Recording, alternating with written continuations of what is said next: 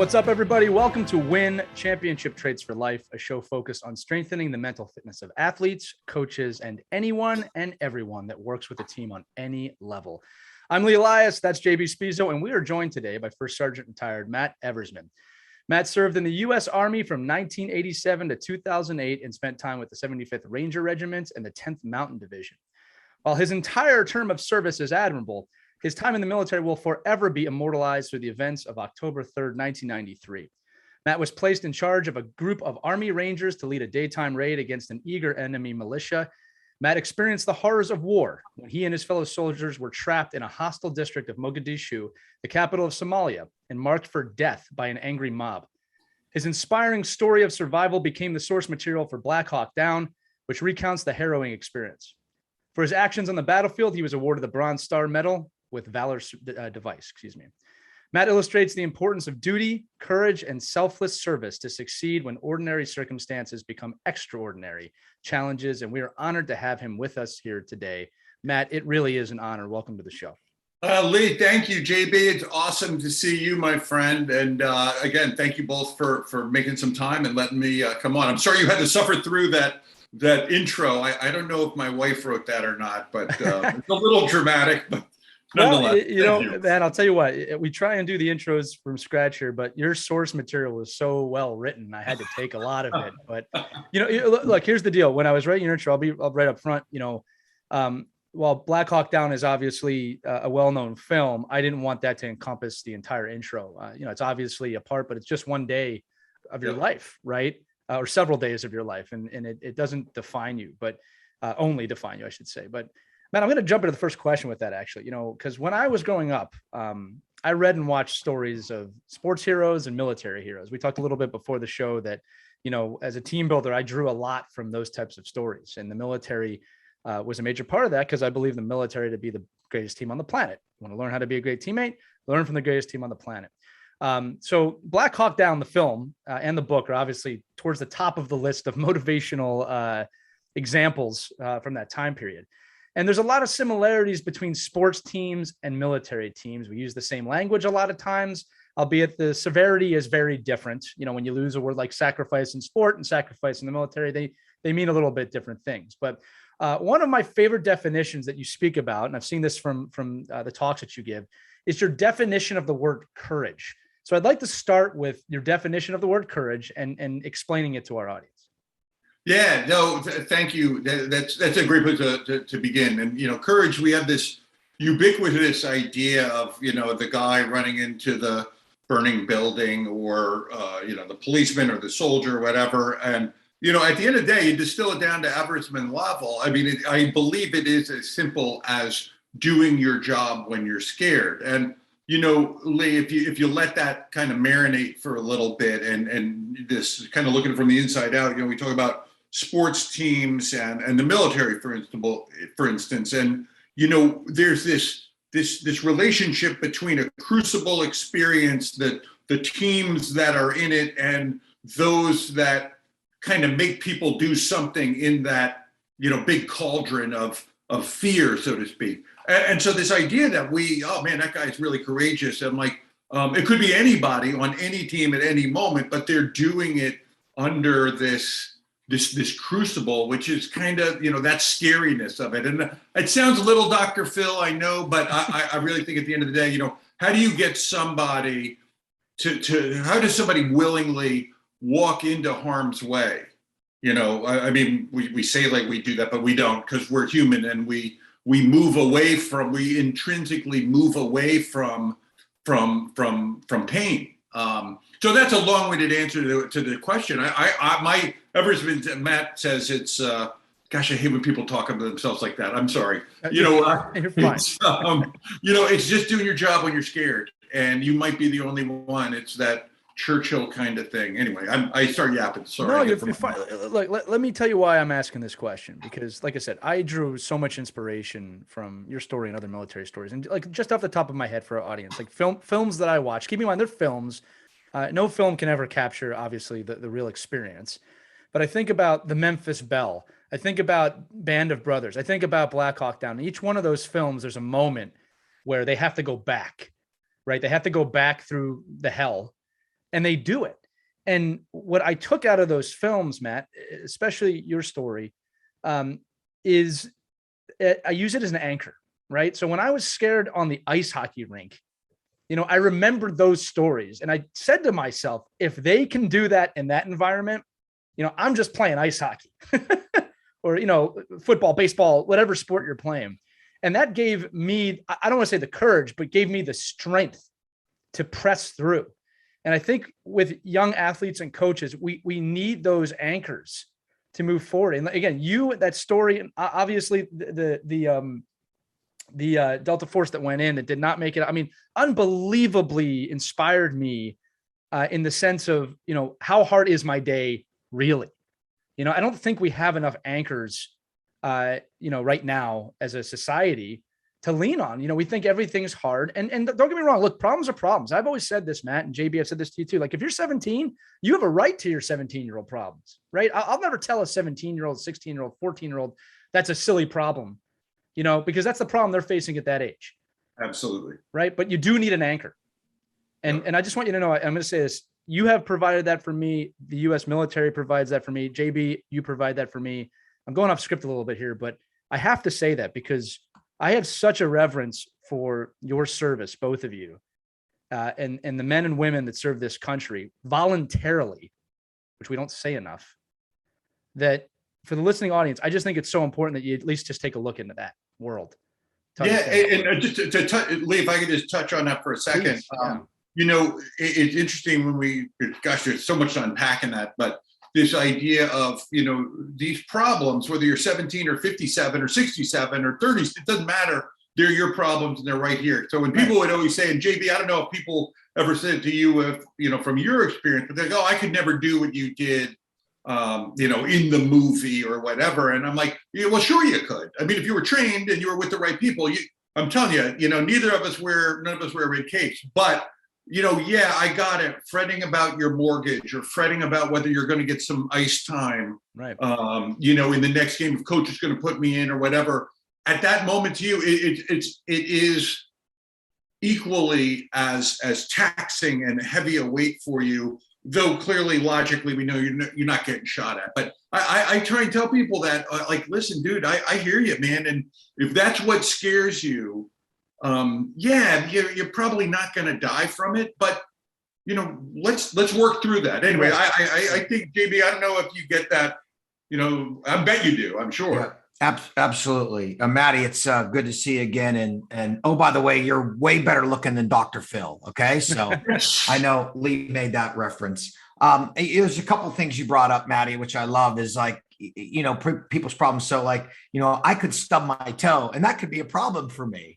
And you could be like, hey, just stub your toe, cowboy up. But so we have to understand everybody's problem is different and has a different impact to them. So let's not prejudge it. And I think that's important. There's a couple of things I want to talk about, but Matt, Lee and I always talk about when we help develop leaders. There's different styles of leaders, and I'll tell you firsthand. You look up the word quiet professional in the dictionary, and there's your picture, Matty. I remember that from you every day. And me, I was kind of the loud and boisterous motivator, call cadence, all that type of way. Okay. And so right. But I think when people see that, like they see me, they see you, and they're like, oh my gosh, like what should I be? And I just say, be authentic. Be authentic to what's for you. And so I learned a lot from you, Matt, because, Matt and I attended a couple schools, military schools together. Maybe I'll expand on that story later, but Matt, maybe you can just talk about developing your own leadership style.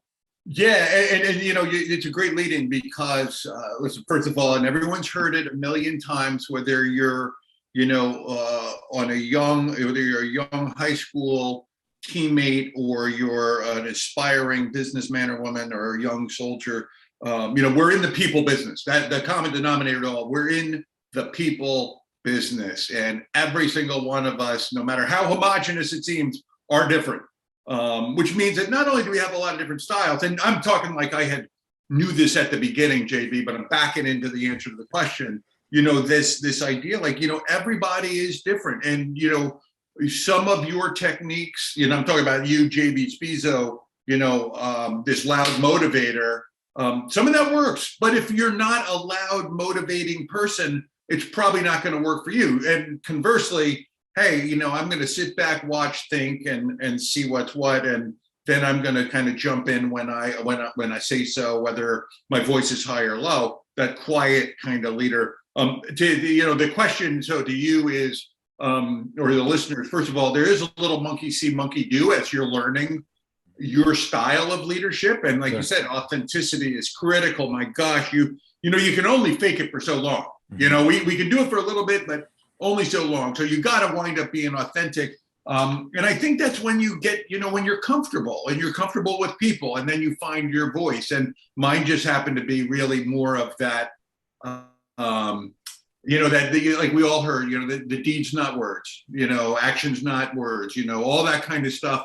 And make sure your stuff, like 7-8, man. If you're gonna, I got down to the 3rd Ranger Battalion, man, and I'm like, I don't know this doctrine. I just know what my team leaders taught me up at the 10th Mountain Division, and not a backhanded compliment to them. But you come down and you realize, like, no, you better know your stuff. And once you know your stuff, that gives you confidence. And when you're confident, then you can talk to people as you normally would. You don't gotta.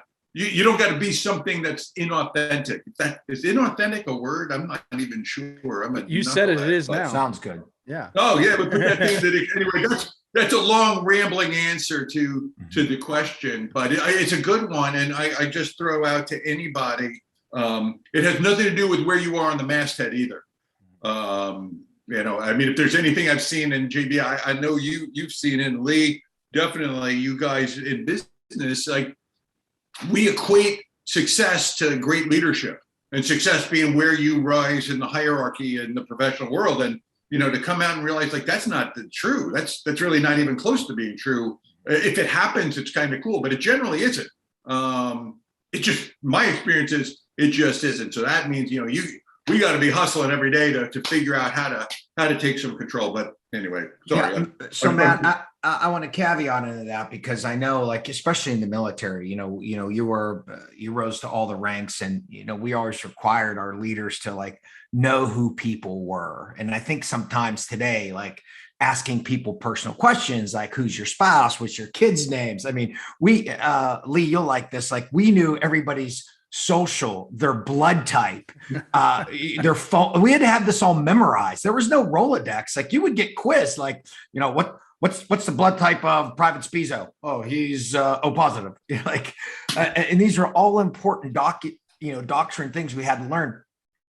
And I think sometimes, raising your emotional quotient, peeling back the onion of folks, that helps you become a leader. Sure, there are standards that are all the same, 5-mile run, 40 minutes, 12-mile road march, 3 hours, those sort of things. But I think when you peel back the onion of people and you figure out, like, what makes them tick, right, you become a better leader, and they become a better follower. Matty? Yeah, well, this is, again, I know, particularly to the listeners are going to say, man, what a self-righteous, egotistical SOB this Eversmann guy is for what I'm about to say. But I'm shocked at how mediocre leadership at large is out here in the professional world. And by that, to JB's question, it's like, if you have a degree of success, in the unit that you're leading, whether it's a bank or a ditch digging company, it doesn't matter. And you're like, it's good. Don't you think if you got more out of your people, your players, you would, it seems to me logically that you would actually do even better. Right. And this idea of us doing the best we can to be, number one in the league, tip of the spear, the main effort, the main draw requires work, by who? Leaders. Everything's a function of leadership. So this idea of back to this people business, and again, I'm not trying to reinvent the wheel and see fire for the first time, but I just am shocked. Like, man, if you spend, a nanosecond with your people, right, there's so much good that comes out of that. Like, it just shocks me that we don't do that. Matt, and then it's not taught. It's not even taught. It's not taught at business schools. I couldn't speak to the coaching training, but my gosh, it's just it's a human nature. It's a social contract we should be doing anyway.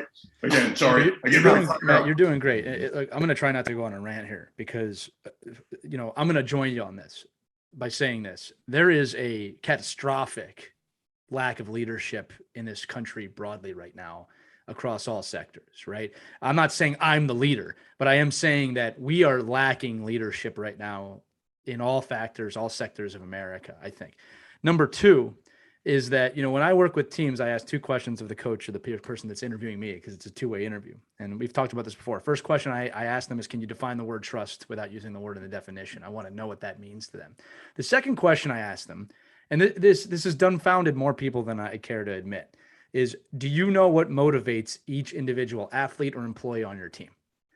And I almost never get a yes to that. And then I follow that up with this question: then how the hell are you motivating them? And it's just silent, and in a good way, right? A little bit of a light bulb moment, probably. You talked about how we define success a little bit in terms of going up the ladder. Let me explain. And I came to this kind of conclusion recently about success. What is success in business and sport? We all just went through this pandemic. My business team and the teams that I work with thrive through it. And I'll tell you why. Because we all trust in each other so much. We know each other so well. We really do care about each other, that I realized, and I came to this conclusion, like what is success? I was explaining this to one of my employees. I said, I believe that no matter what challenge we face, pandemic, low sales, competitors, if you want to equate it to sports, losses, whatever, that together we will conquer it. Not I will conquer it as the leader, not you will work for me. No, together we as a team, no titles, will conquer it.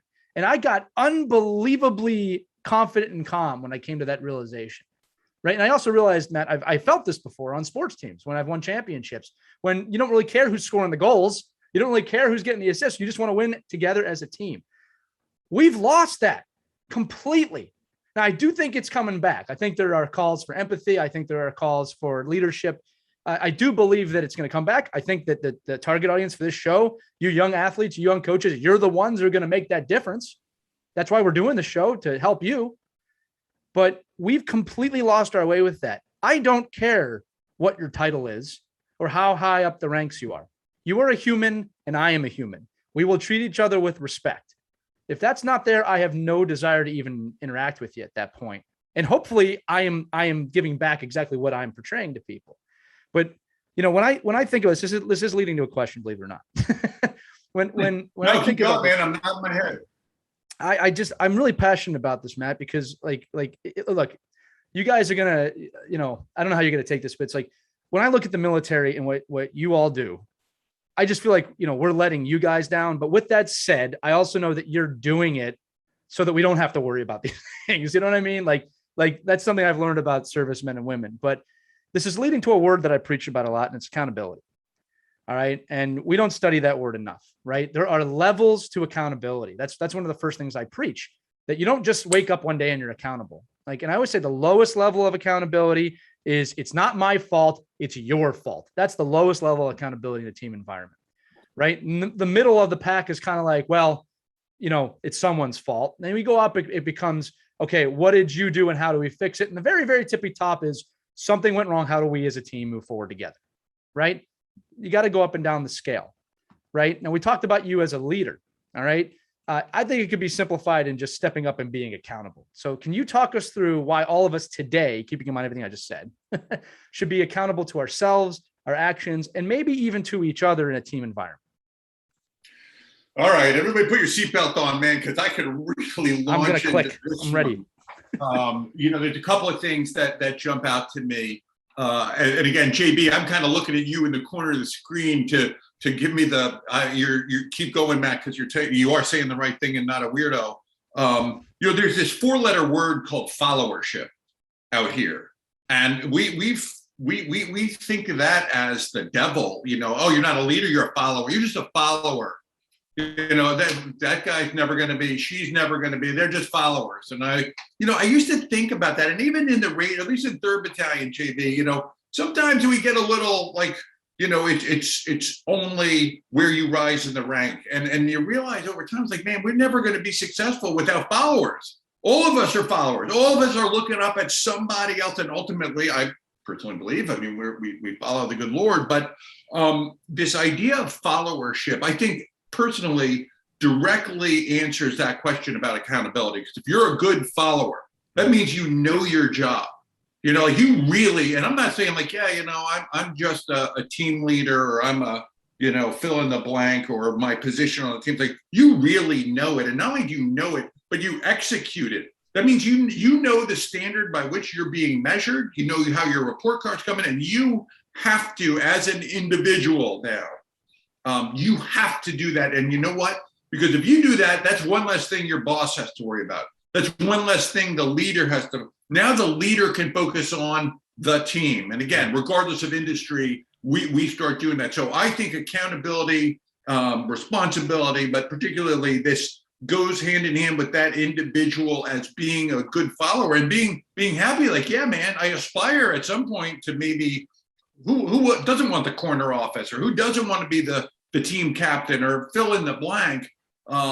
Which I know we're going to talk about a little bit later about, leadership amongst all of us, but I can't stress it enough, because before you start bitching and moaning about the boss, it's that three fingers back, and you look in the mirror, man, because I guarantee you are not delivering what you're being, quote unquote, paid to do. I guarantee it. Exactly. And I'm guilty. And I say that this is not self-righteous Matt on the mount. This is like, I fail at that probably more often than not. Anyway, JB, what do you think? No, Matty, we used to always say, even in the Rangers, and we say it a lot to athletes in business, be a superstar and we'll ask of you. As you're continuing to climb, and a lot of the Ranger Regiment feels, Delta Force, probably over 50%. And a lot of guys, that's where they want to end up being. But like, be a superstar here, because right. If you're not, like, they're not going to want you anyway. They want you to come there and fill a role. And, there was oftentimes, you always want to be on the assault. Well, sometimes you're on support or security. Well, do a damn good job there. Yeah. And I think, and I think that's so important to do that. And it circles back to what you said in the beginning, Matt, about, and Lee asked you this question about being courageous, because it does take a courageous spirit to do that. And I think we're looking at some things today, not to go down there, but look at some things today where either leaders and teammates, they're not being courageous. They're not standing, they're just looking at me. And Lee, I haven't told you this story, and I'll tell the listeners. In 1991, Matt and I went to this school called SEER, Survival, Evasion, Resistance, Escape. And for some reason, we were the only two Rangers from the regiment there. There was a lot of aviators going through this course. So it was Matt and I had gotten sick, and they were going to drop me from the course.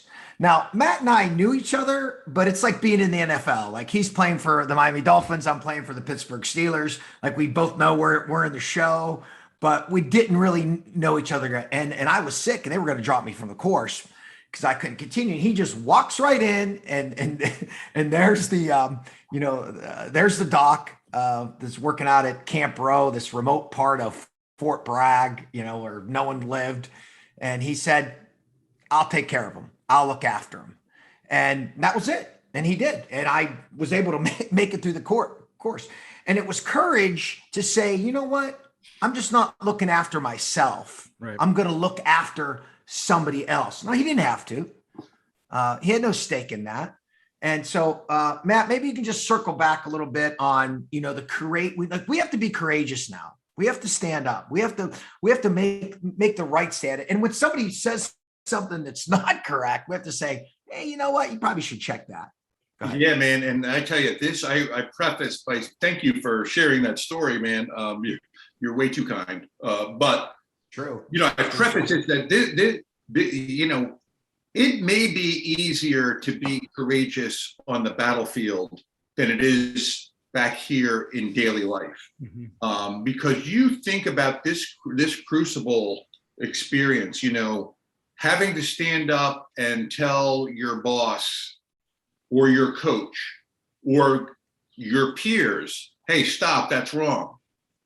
And any of you that's been in sport, if we're talking sports and high school, young league athletes, know that there's lots of things that are eclipsing just being young teenagers.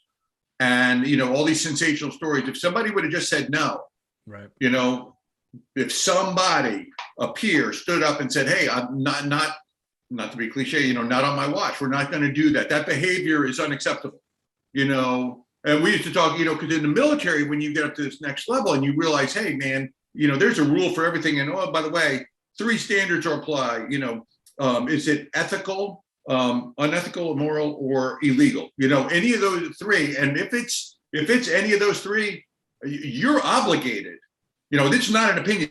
You're obligated to stop. So, you kind of got the whole weight of the Constitution behind you, but, you don't have that out here per se. And I think that's the really hard piece for this being a leader and being courageous, particularly as a young man or woman. And I think that's why coaches need to instill this atmosphere, with their team. We have to say, listen, we're all in this together, and I'm not saying, we're all just going to be flaky, fly by night, do whatever, but, within our mission, but here we're going to treat each other, with respect, with civility. We're going to play hard, but we're going to do it. So we don't, if nothing else, we don't put anybody in that position where they got to say, hey man, no, I won't let you do this, even though, I'm the one little Dutch boy with the thumb in the dike and the waves are crashing. Like, that's hard, it's hard for anybody. Anyway, it's a big deal. And then you hit a really great thread there, JB, because we look around, we're bombarded in the news every moment of every day of just feckless leaders in all industries. And by any standards, they are cowards. They are absolutely cowards. And anyway, I'm sorry. Again, I didn't mean to hijack the podcast. Matt, I think your answers are great. Look, I'm actually going to equate this back to something. We'll do it in sport, but it's actually a societal level thing. And you just led right into it. If we're staying on this definition of courageousness that you have about, doing what you got to do when you're scared. I had a great conversation with a younger friend of mine recently where, and again, I'll even tell you the issue, because the issue doesn't matter here. It was how it was handled, right? That they were upset with someone who didn't want to be vaccinated. Okay. And, it's funny. I quote Ted Lasso all the time. There's that great quote, be curious, not judgmental. Right. And I told this person, I said, okay, I understand that you're upset. Do you have the courage to have a conversation with this person, staying calm and really trying to see their point of view? And actually, I gave the person credit. They said, no, I'm going to get angry. So that was cool that they knew themselves. But I also said that, in the future, you have to have that courageous moment of, I'm going to have an uncomfortable conversation. And let's be honest about it. Those conversations are not happening today. They are not happening with all of the issues we're facing. If it's in sport, it could be another athlete on the team not trying hard enough. If it's in society, it could be pick an issue that the media is trying to rip us apart on right now. Right. So courageousness, and again, you said this, under fire is one aspect. Again, I use that as an anchor.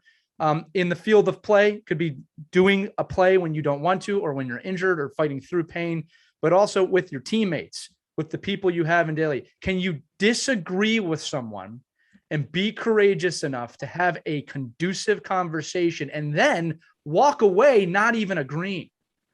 That's courage too. And we don't do it right now in society, right now in sports. It's right and wrong. There's no gray area, which, by the way, listeners, that's not the reality. The reality is it's mostly gray area. And there are very few things that are right and wrong, albeit there are some.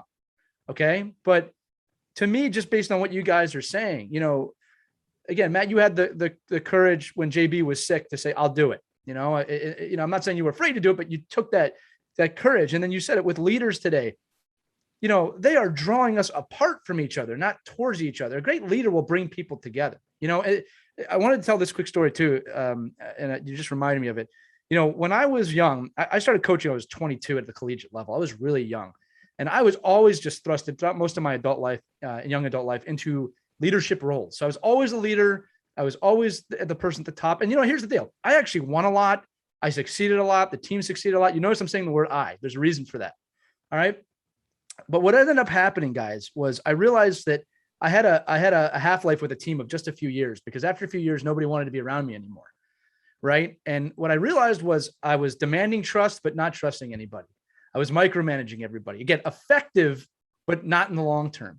And I came to this epiphany. And like I said, I look up, I kind of thank the Lord for the clairvoyance on this. But I sat down one day, I'm like, you know what? I've never been led. And I need to learn how to be led. So I took an assistant coaching job for a job I could have been the head coach. And I said, I'm going to be led. And man, I learned so much. What happens when you make, or you have a thought and the head coach doesn't agree with it and doesn't implement it? You got to deal with that, right? Because the head coach, it's his job, her job to make the decision. I also felt the opposite of that, the elation of when they do take your advice. But above all, what I took out of those experiences was that I am serving this person, and my job is to make their job as easy as possible, whether they take my advice or not. Right. And then when I left the assistant roles, which I still do from time to time, and became a leader again, far more effective, far more empathetic towards my people, didn't really even look at myself as a top leader anymore. It was way more we over me, right? Completely changed how I look at leadership and how I lead. And Matt, this goes back to what you said.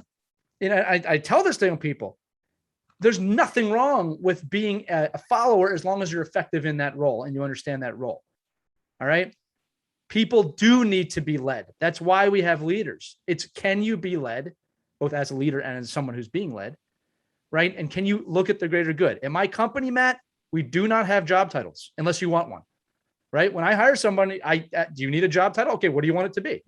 You can't be CEO, obviously. Yeah, it has to be effective, but we're in this together, right? So again, I'm ranting again. You and I are very similar, Matt. All right, but I'm just bringing up this point of like, we have got to figure out how to work together again. All right. And it's not for lack of examples. There are men and women every day defending your right to argue about this stuff every day. And they'll never tell you about it because they're doing it so you can argue about this stuff freely. Right. We have to get back to that. I'm sorry. My name's Lee. That was a rant. I'm here all week. Yeah, no, and twice on Sundays, and we'll buy front row seats. Yeah. You're right on, man. I mean, steel on target. It is. And, listen, you look at where we are in 2021. This is, kind of just a big picture, bolt on to your comment is we're in the, well, let me just back up. There's a great story I heard, and I'm going to butcher it a little bit, but, George H.W. Bush, 41, was a baseball player at Yale. And I think it was when he was in college, but maybe it could have been at Exeter, whatever it was. He came home for, spring or summer break, and sees his mother, and, Grandma Bush says, how was the season?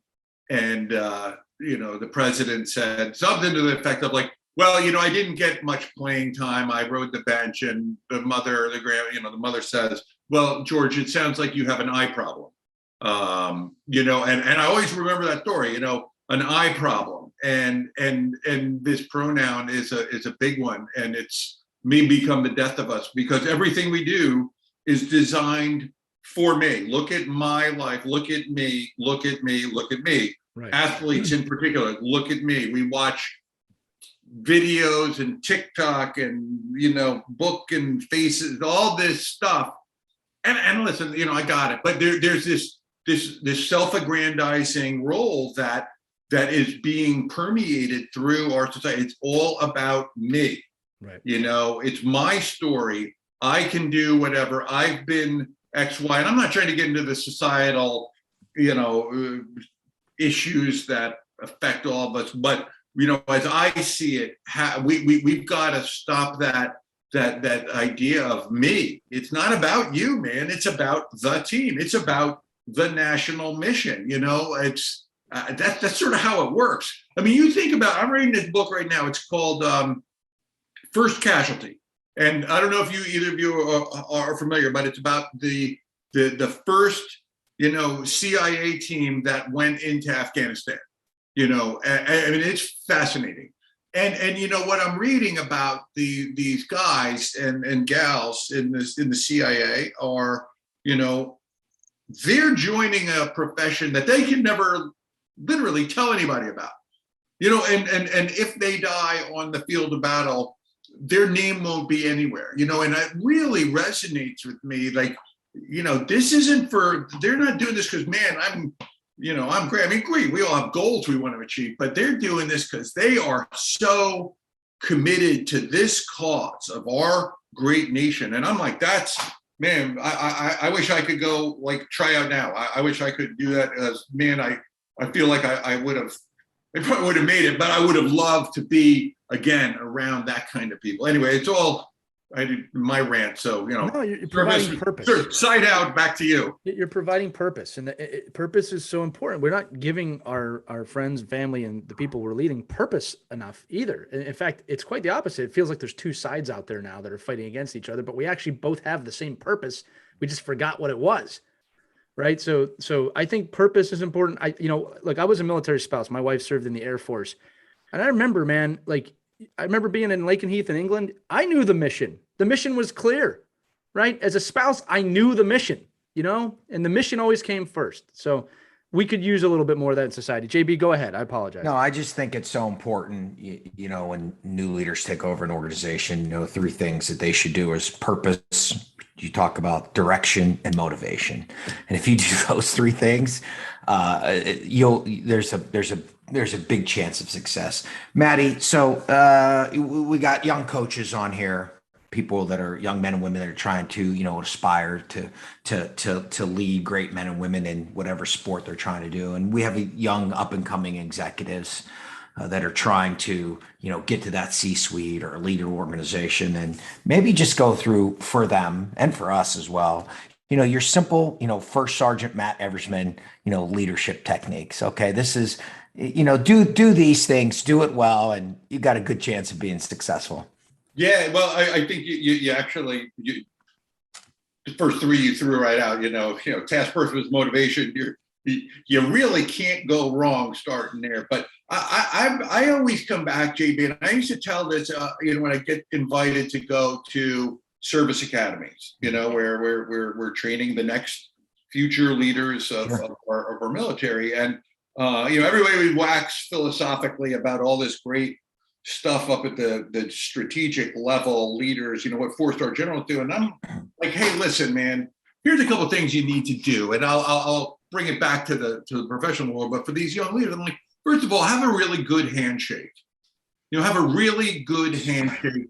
Look people in the eye, and don't be afraid to lead with your chin. Everybody knows you're new.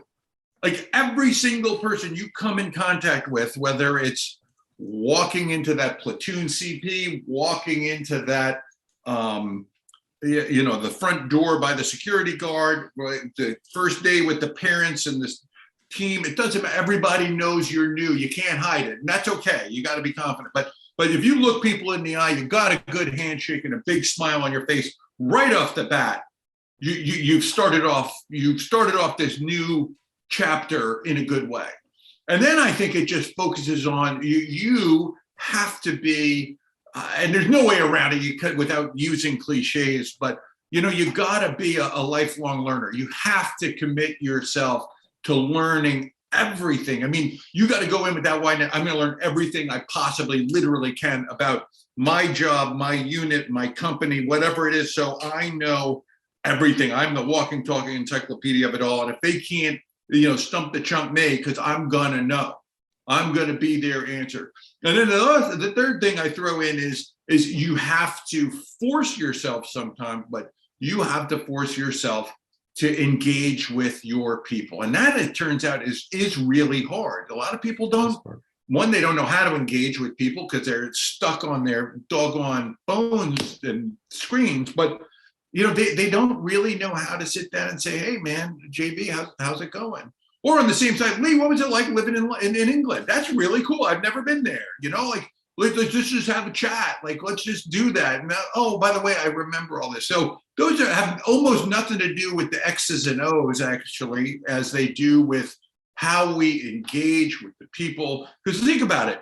No matter where you are, you as a leader are spending, these people are spending more time with you than they are probably with their spouses or with their families. I mean, you're a surrogate. You are, no matter what, my gosh, you have an obligation to make this thing a little bit easier. But I really, honestly, without a doubt, I'm like, dude, have a good handshake, have a good smile, be a good listener, all that thing. But that's really it right off the bat. You got to show that I'm solid. Doesn't mean a pushover, doesn't mean that, but you got to be ready, and that's how you do it. I love it. Matt. So Lee, Matt taught in ROTC. I was able to teach at the military academy in OCS, and I love it. Matty, I used to tell lieutenants graduating West Point, they were like, how do I introduce myself to my new platoon? I'm like, well, you don't have to tell me you're the lieutenant or you're the platoon leader, because they're already going to know that. So just give your first and last name, and I'm damn glad to be here.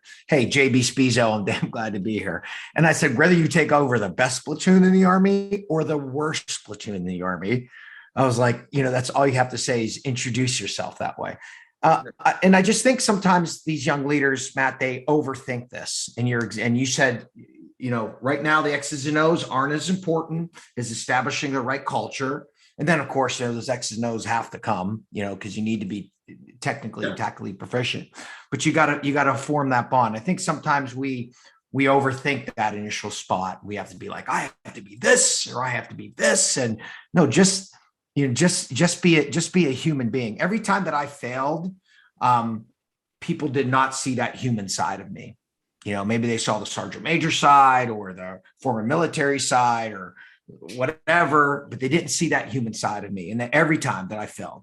And so you really have to be able to put that on. So absolutely, 100%, man. Just again, it's a steel on target. It just is, and we're again regurgitating, but it's back where the people business. We have to get through this, whatever fill in the blank it is, together.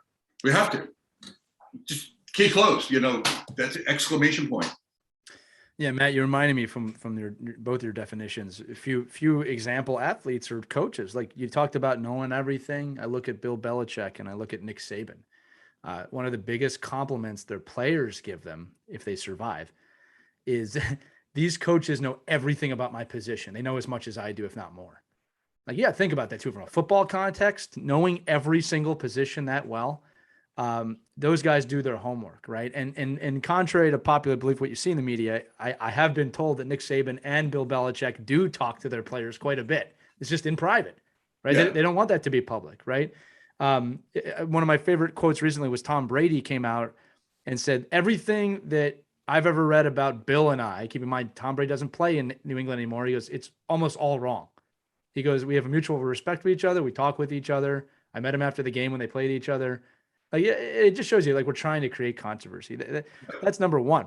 The other thing you guys talked about, which I find really interesting, is like you said, getting to know people. One of my favorite coaches I've ever worked with is a coach actually I worked with in England, in a pro team in England. I still work with this guy. But every time he calls me or I call him, and he reminds me of this, because it's something I have to work on. It's not right to business ever. He always asks me, how is your family? And there's always a follow-up question. How is business? How is your children? How is your wife? So he reminds me every phone call, Lee, he's right. You need to slow down. Don't jump right in. And he's genuinely asking. He's not just doing it to do it, right? So some of it's a little bit of the culture he grew up in. But I have to remind myself, sometimes I get right down to business and like, what's going on here? And I should be asking, how is your family? And he's taught me that, Number one, leaders learn from other leaders, good and bad, I should say. Right. And you're both saying it. You have to have a genuine care about teammates. If you're a coach, about players, again, how are you going to motivate them if you don't know what's going on in their lives? Right. Yeah. I saw a great video the other day where the guy goes, if you ask a friend of yours how they're doing and they go, yeah, I'm good. They're not good. And it's obvious. And you should ask respectively, right? If they need anything, just get them to talk. Sometimes just talking goes so far, right? Especially with maybe an athlete. If you're a coach and you have an athlete who's struggling, just have a conversation. Let them know they care. Something I learned early on in coaching. You guys will laugh about this. Actually, I'm actually interested in how this equates to the military. But one of the things I realized early on about players is every player thinks the coach is thinking about them, right? And the thing is, what they don't realize is the coach is thinking about the whole team. It's rarely very rare that a coach is thinking about just one player. And if you don't establish that kind of understanding early on, it can really become a problem, because the kid goes, coach doesn't care about me. It's farthest thing from the truth. The coach actually cares about everybody, but coach is very busy. Coach has a lot of things going on. And so what I started doing was, and I split this up, I delegated this to the assistant coaches, the head coaches, and everybody, is let's all make sure we talk to every player on the team. These are your 5, these are my 5, but we're going to just approach them and talk to them so they know that we're thinking about them. And then they can vent, they can compliment, whatever they want, but just let us know that they care. Man, that had a major impact on the team. We had no questions anymore of whether somebody cared. And just to finalize this thought, it's not limited to just players. As an assistant coach, there were times I thought the coach isn't thinking about me, right? If you can believe that, right? And it, not farthest from the truth. He's just very busy. So that communication, that to go back to what you said earlier, JB, authentic caring about other people, because when it's not real. Yeah, and Lee, it's so ironic that you bring up that dynamic, because it's a human need. I mean, it's a human need, and JB and I grew up where it was just like, hey, suck it up. I don't have time for you. Rough, tough, gruff, all that kind of stuff. And you're like, yeah, just suck it up and drive on. And in one sense, that does maybe make you tougher mentally and everything. But we do have needs, and everyone, sometimes you just need a little sympathetic eye, a smile. And, it shouldn't be that lightning in a jar moment. Wow, that coach finally talked to me.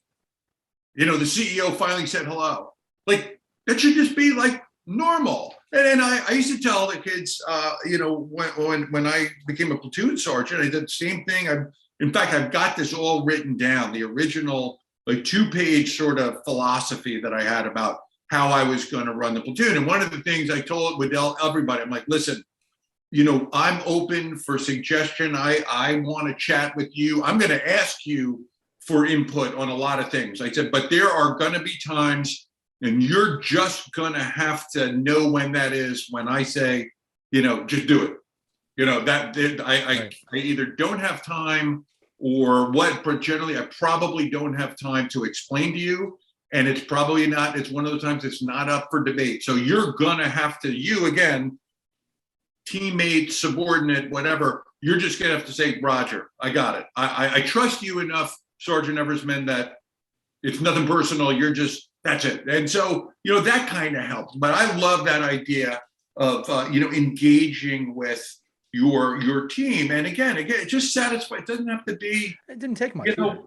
Crazy time. Yeah, it didn't take much. We're talking maybe 10, 15 minutes. I'll say this to the coaches. If you don't have 10 or 15 minutes for your players, you're in the wrong business. Number one. You're the shittiest time manager in the history of right. Bad people. Right. You might be a great tactician, but that doesn't, if you're the greatest tactician on the planet and you can't communicate effectively, it's a worthless skill.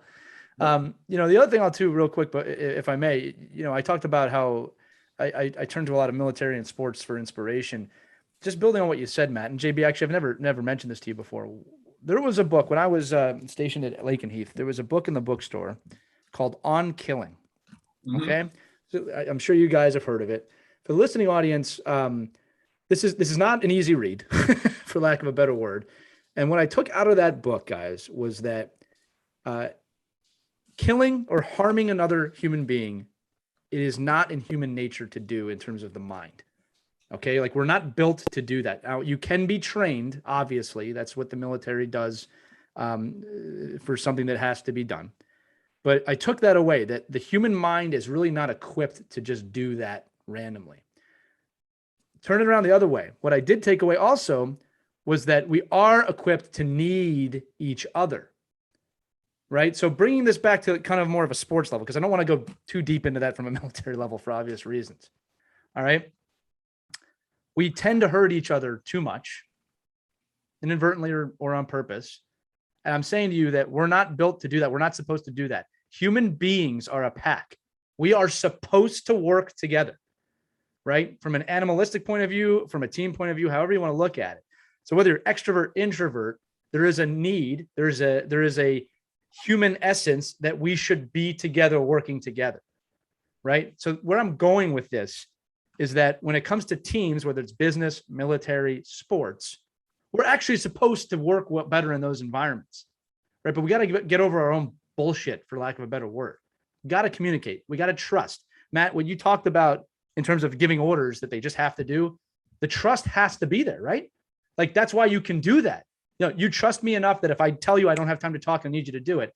That's where trust is developed, right? So again, I'm loving this episode. We're going all over the place, but that's the best thing to do.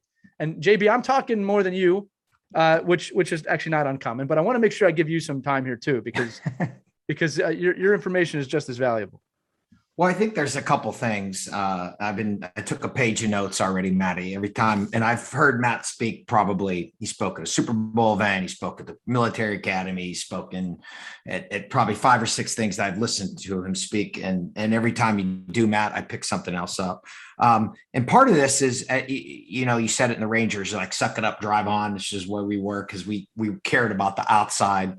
But there's this great quote by Eckhart Tolle that says, if you get the inside right, the outside will fall into place. And I think now, we're finally starting to understand that, we get the inside right, outside will fall into place.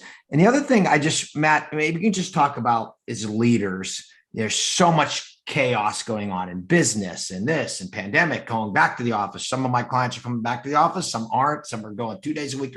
And it's so chaotic.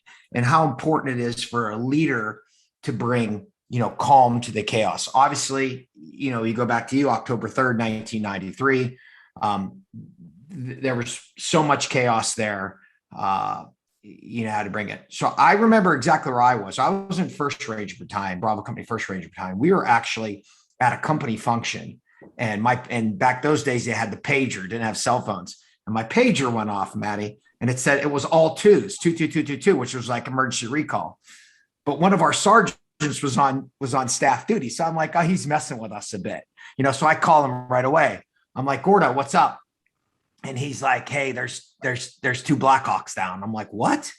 And he's like, there's 2 Blackhawks down in Somalia. So we had a company recall. We came in, we geared up and, stood by to go help these guys. And, all I can think about is, there's our brothers are they're over there, like on the other side of the world. And I've been to Mogadishu before. It's a godforsaken place.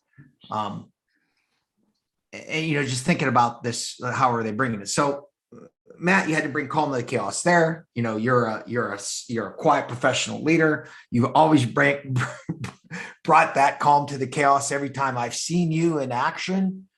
Talk about the importance of that for especially young leaders. Yeah, well, I mean, you paint a really good picture, buddy, because that's the test. As a leader, and now we're it's not what you do when it's easy. And again, folks, if you don't, please, I'm not trying to be that self-righteous, I'm that guy, but there's no way to talk about it without using that first person pronoun. But that's where leaders are, we don't test you when it's easy. We don't test you when things are good, when the market's good, when we're winning. We test you when you're in stormy seas. I mean, that's the nature of the beast. That's when everyone's like, hey man, what's going on? And I will tell you a really quick story about October 3rd. And then we can kind of juggle this around. So here we are, middle of this intersection. And, I got a litter urgent casualty. I got no comms with the boss. We're in the wrong spot. And we're in this 3-way firefight. I mean, we're taking fire from the north and the west and the east. I mean, it's a full on doggone gunfight. I mean, there's no, I hear gunfire. This is like hand grenades and laws and machine gun. Literally, I tell people, you know what it's like in the movies when you see bullets popping up in the street by the guy? That's exactly how it was. So this is all going on. I've got to try and solve, as a leader, all these problems all at once. How do I get this guy evacuated? How do I get, this kid out of here? How do I get the comms restored? How do I get to the right place? All these things. And I remember there was this moment where I could just feel myself starting to panic.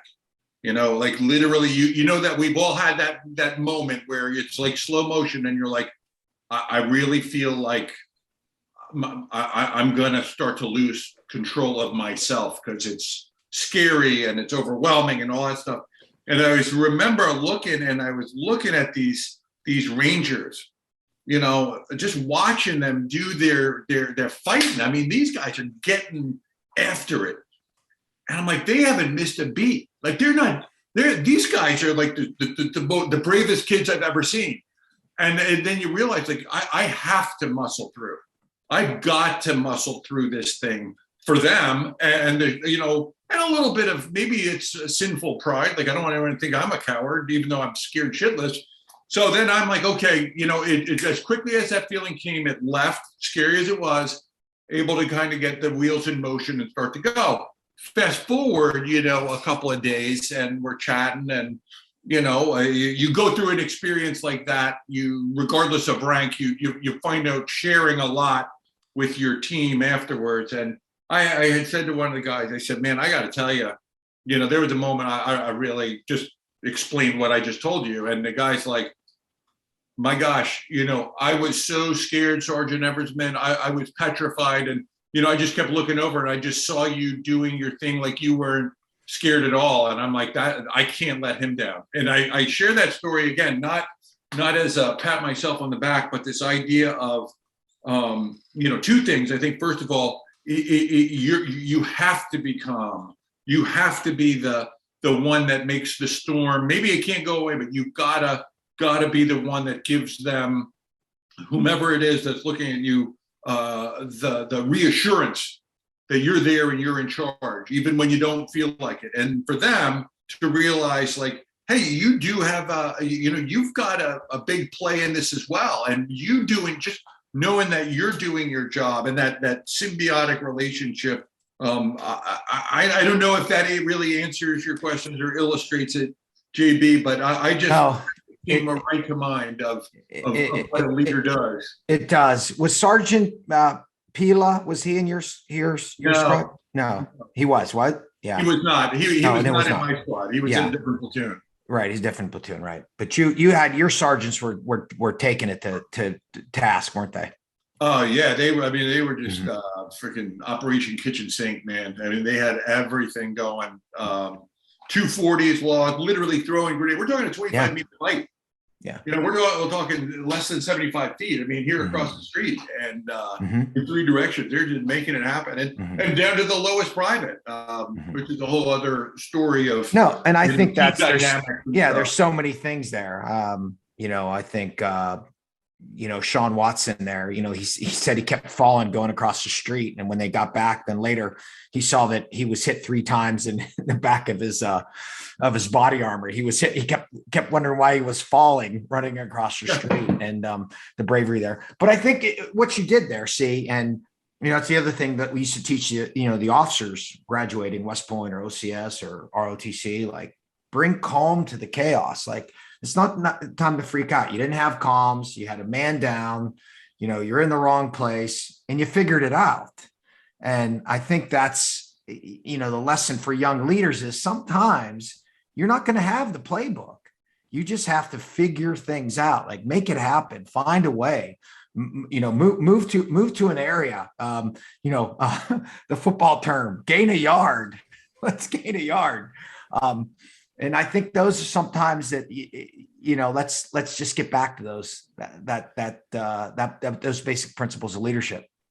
Absolutely. And they are basic, when you break it at the end of the day, and JB, that was brilliant, because, at the end of the day, man, it is all basic. There's nothing complicated about it, yet it's incredibly complex because we're dealing with people. But, this shouldn't be that hard, yet it really is. But all the things I've been just taking my notes and thinking that I'll shut up, Lee, but this is following the golden rule. This is treating people like we want to be treated. This is being a problem solver. This is probably, all these little skills. This isn't subatomic physics or, translating, Aramaic. This is just engaging with another person and asking them to do something. Like, it shouldn't be hard, but it's crazy. Well, I think we're untrained right now.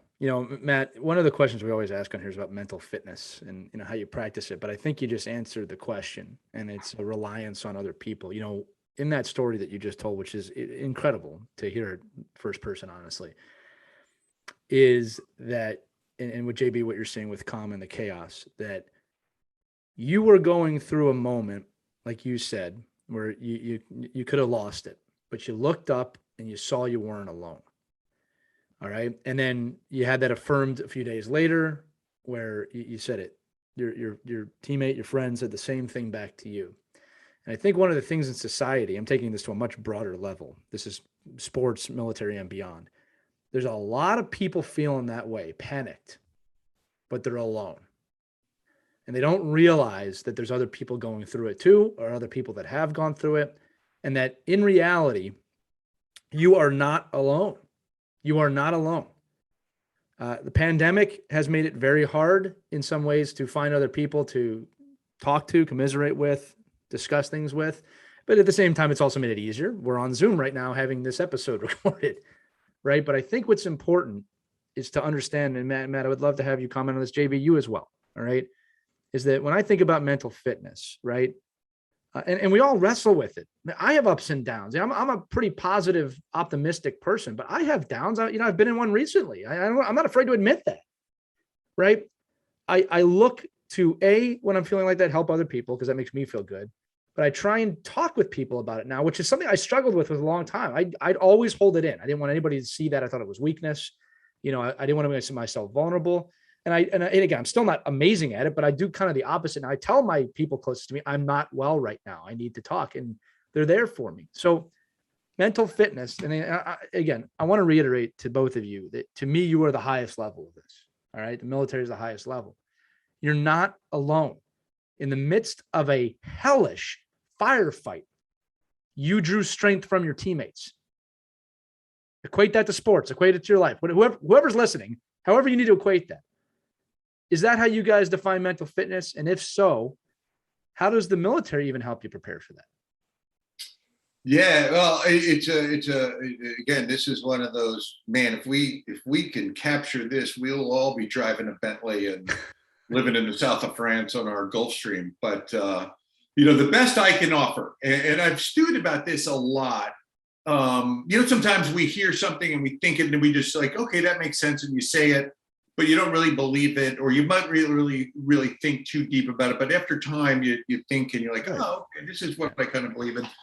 Here's my best guess at answering this thought about how one can move towards this mental fitness. And this isn't some Dalai Lama euphoria, but it's this idea of how can we, because again, folks, I preface this a quick, throw the flag for a second. I preface this that this is a focus on the individual moment of this conversation. This isn't teamwork. This isn't teammates. This is you or me, however, which direction we want to talk. But I was taught this early on, and JB, it was Mick Nicholson is the one that told me this. And at the time, it was explained to me. There's this theory called the whole man concept. And the whole man was WHOLE man, was a isosceles triangle, or the equilateral triangle. And at each apex, there, it's the 3 points of your life. There's the physical side, the emotional side, and the professional side. So if you could picture that triangle, physical, emotional, and professional, and those all have to be in balance. Mm-hmm. And we're the only ones that can balance them. So that means, the physical side is just that. Are you doing PT? Are you eating well? Are you getting sleep? It's not, again, this ain't rocket science. The professional side, are you doing everything for your job? Are you spending your time wisely at work, and then all the things that you do to better yourself professionally. And then the other apex was this emotional side, and that's your spiritual fitness, your time with your family, your spouse, your boyfriend, girlfriend, whatever it is, the things that help you feel better. So they're all kind of joined, and they get out of whack sometimes. Mm-hmm. Hey, all call, we're all at work. We're going to do that's a sacrifice. I can't get to the soccer game. I can't get to Muffy's whatever, or Buffy's whatever, and or to be even more knuckle dragger, I'm just spending all my time in the gym because I can bench press a zillion pounds, but man, I've sacrificed not only my time with my family, but I don't run, I don't do anything, I just lift. And so you're like, dude, you're so far out of whack. So that sort of starts it. And at least for me, it was this idea like, man, I've got to apply myself and look at myself, if I'm going to have a fighting chance in that crisis that I know is coming, to work on that. And if then, once we get into that crucible moment, and we're in the trough of life, which happens to like all of us, highs and lows. The second part of this equation to me, now be quiet, is, faith, family, friends. That's the backstop for me, faith, family, and friends. And sometimes not all in that order, or sometimes all at the same time. But, when you are in that crucible, when you're in the cold, dark corner, when you're stuck, lonely, scared, and tired, something's got to get you through. Right. You've done all you can do, and now something else has to be there for you. And again, this is just, I'm not trying to create a new religion, folks, but my thought was this, you rely on one of those three, and hopefully all three, but that's the best I can tell you. Matt, it's great. And look, F cube. Yeah. I'll tell you this with what you just said, because we only have a couple minutes left, is that I think one of the things people also have to realize, that you said it's a balancing act, right? You'll never have it balanced for more than a few moments. So the real journey is the main maintenance of that balance, and knowing that you're going to have to continually doing it. And I think a lot of people have a hard time accepting that. Like, I just want it to be balanced. It's never going to be balanced perfectly. You have to continually working at it. And that exercise can be joyful, of balancing those three things. Matt, listen, we have about a minute left, and look, I hate softball questions, but JB and I were wrestling with this one last night, and I kind of am curious now. What's it like to have a national heartthrob play you on film? Well, you know what? It breaks the heart of a lot of 15-year-old girls when they meet me. Although I gotta tell you, he's a good guy, and I can't call him a kid anymore. He's a good guy, and I'm glad I've been following his career. And so, in all seriousness, he's a really nice guy. And the quick story, and I'll make it fast. My wife wanted to have a surprise for me when I retired, and so she called out to Bruckheimer's and asked him for some pictures from being on the movie set. And it just so happened Josh Harnett was in the room. They're like, hey, how about if we just make a video? Right. And, so he's like, yeah, cool, I love it. So he sat down, they gave him a little bit of prep work, and he gave this great retirement toast to me, which he didn't have to do. He didn't. Beautiful. It was good, but it's absurd. It's absurd, but I'm thankful that, chicks dig him. And, hey, he went out with Scarlett Johansson too, and she's pretty hot. Yeah, so there you go. That was me too. Well, JB, you'll have to play yourself in your own movie, because you don't age. You look the same. Oh, thank you. I appreciate it. Yeah, people, if you know how old JB was, you'd be shocked. But, he's young at heart. Listen, Matt, you have been an amazing guest. I really mean this. The honor was absolutely mine. It's always an honor to sit here with you, JB, and Matt, you as well. You're a hero to me. All of you are, with us and not with us. So thank you so much for your volunteer service, and thank you for being here on Win today. Awesome. Thanks, buddy. But listen, good luck. God bless, and we'll talk soon. Thanks, Matt. Good luck to you, buddy. Right, yeah, man. You've been listening to Win, Championship Trades for Life, part of Pivotal Moments. Check us out at pivotalmoments.org for more episodes, education, and a lot of other entertaining content. For JB Spizo and Matt Eversmann, I'm Lee Elias. We'll see you next time on Win. Have a good day, everybody.